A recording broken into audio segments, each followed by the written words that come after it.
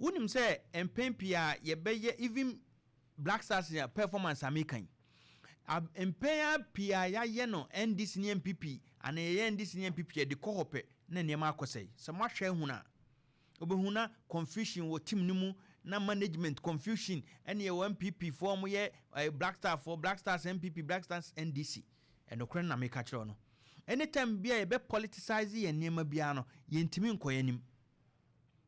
Nanu ya ye boy ne Panama enro ni England ya eduro ma wonso won TMPP ni ndisi bia ya kan bomu se nipa baako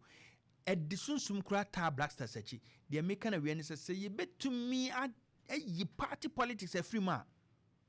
bibia beko yama yen de hayen party politics a ye de ahye bibia mu nyimpu football nsema American the moment ye ne partisan politics no na akuyen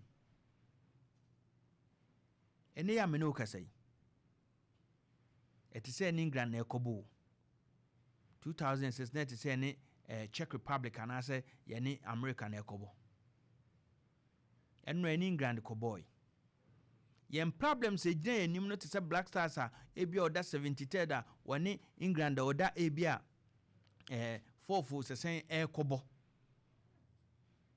okonu muso nanso yede eniedin be ya ebeye fair players apart from Semenyo any Thomas Tepate Jordan mo kakra bia bebo se bia omabobo na mamanfo ni mo kakra ye players na nipa Ghana for players amebo mu di mu fuma hepa na enini mu omo sa nanso yeti gina se ye be ya yetimi ye nyame adom tietimi ye mane ye enenye ni England na ebo enenye ni Panama bi na ebo enye ni US bi na ebo na de gina ye ni ma ni Ghana ye ko bribery and corruption de gina ye ni ma eni ye ko krono de gina ye ni ma eni ye ko indiscipline de gina ye ni ma eni ye ko ebu ayen fama ye ho na kampese de bi aboa o man no de eni ye ko institutional failures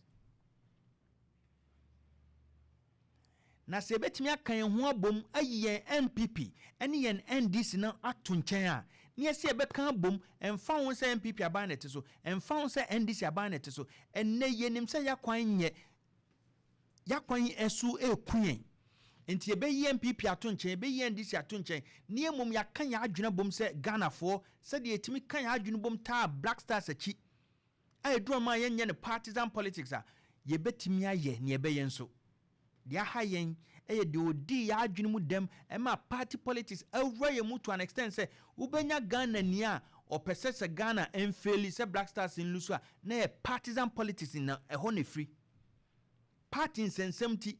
odi ya obi wonimu ene ya diwe ko yanfo yankonti ye mfeli ni emra ene MPP4 ene tiaban mu ye mpese omo be qualify na omo dia betwempoa ye mpese MPP4 ne tiaban mu omo be qualify na betwempoa enti even when Ghana ye koso no MPP ni NDC partisan politics inti obi timi choose say ene ensay Ghana. This is how deadly it is. By we dey make can say si ebeyi sa niema ni nyina afri ho ne hu say Ghana ne ye Ghana ba kope ekọ you anko you mfa so MPP ni NDC ebi be fa ho ne ebeyi sa partisan politics na to nchen ne hu say hie nie say yenye nie nyame ya dom na Ghana for say NDC ne pa yenta na chi yenye baako na onye ne ye mreso ne empena ya ye ne ye ne de na si nchen ne akofa de afri se pen se MPP de na ba wo MPP ne wo NDC ne nyina ya ta na chi ne ahu say yenye ne ye se Black Stars bobo ne criticize na no a Jordan muso nya bora wo timi hold the ball no on release the ball no ne ade no megidi se wo kan na wo nka ne se wo ta Jordan na se wo ta you family o ne mo pe Ghana se Ghana be qualify aden na